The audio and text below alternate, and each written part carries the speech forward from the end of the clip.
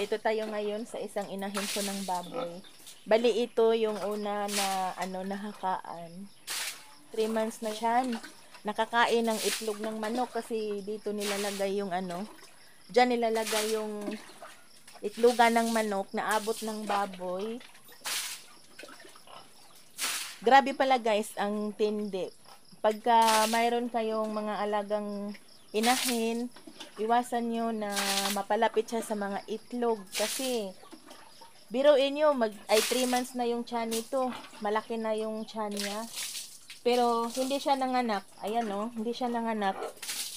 Na yung iwan ko kung paano nangyayari. Kasi ayan yung tiyan niya lumiit. Wala naman kaming nakikita na mayroon siyang nailabas na na biik. Kasi yung sumunod sa kanya, yung isa kong inahin, ayan yung isa kong inahin, ayun, yung nanganak ng 10, nauna to siya, dapat nanganak na to hindi pa siya nanganak, hanggang ngayon, wala na sigurong pag-asa na maka-anak to. Ang ginagawa ko lang guys, kasi nga, nakakain siya ng itlog. Hindi namin alam kung ilang itlog, pero marami kasing laman yung itlogan ng manok. Ayan, naligo siya. Maraming laman yung itlogan ng manok. Naubos, walang natira.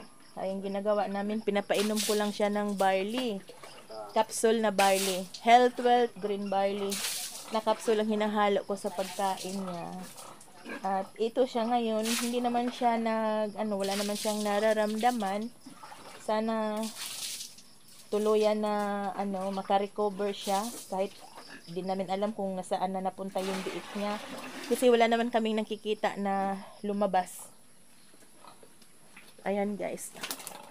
Ayan. Ayan, ito si Dikdik. Oh, sayang.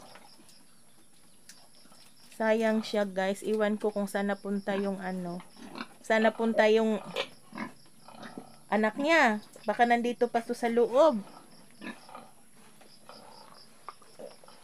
Si Dikdik.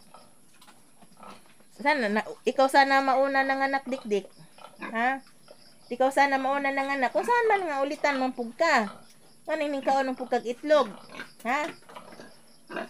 Sayang yung pagkain namin sa'yo. Mahal-mahal ng pagkain. Oh, ningligid naman ka. Di man ko kaabot nimo kay naman ka diha. Diri ra. Ayaw, diha ka layo ka. Saba, ningligid naman ka. Guys, ito guys. Bali, ang daming nito kasi noon may bukol yung didi niya diyan. Diyan yung party na yan. May bukol yan, malaki. Hindi namin alam kung ano ang aming gagawin. May naisip namin, hinaluan ko rin yung pagkain niya ng barley.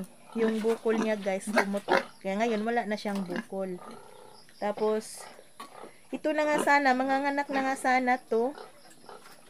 Kaso lamang biik lumabas. Kung nangyari Dikdik sa anak mo, ha? Kinain mo rin? Baka lumabas tapos kinain mo rin.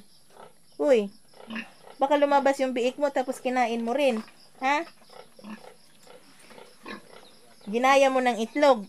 Uy, sagot. Ha? Baka kinain mo yung biik mo na lumabas na. Ha? Ano ba namin? Mapilom-hilom ra ba? Sa sunod, bumawi ka ha. Nakadalawa ka na. Una, hindi ka pa rin nanganak. Kaya nakakain ka ng bunga ng germelina. Tapos ngayon, wala pa rin. Lumaki na yung tiyan mo, nawala. Nakakain ka ng itlog. Ano kaya sunod? Sino kakainin mo? Nagbantay sa'yo, kakainin mo. Patay na, guys. Ayan, Tiyan. Litson, pang litson. Meron tayong pang litson. Ayan, malaki na. Yung isa, nasa mga 50 kilos na siguro yung isa. Yung ha? Kare murag nasa karing sumunod murag 35 no bugat mo kuno kay ingis ildon. Naglisod man sila nga tong gamay pagbalhin. Yan Ang dami naming pagkainin, guys. Ang mahal-mahal ng pagkain. Tapos, kung ibenta mo, bibilhin lang ng mura. Kaya hindi namin bininta, kami na lang kakain. Ah! Yan. Yan si Dikdik. Ah, Dikdik. Pero dako, malaki man tiyan mo, Dikdik.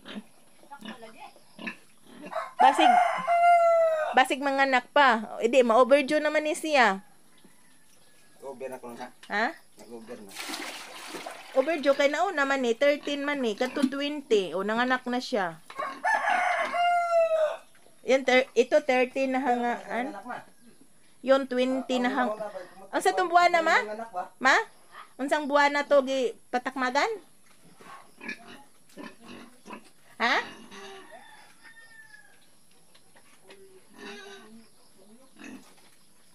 Guys, oh.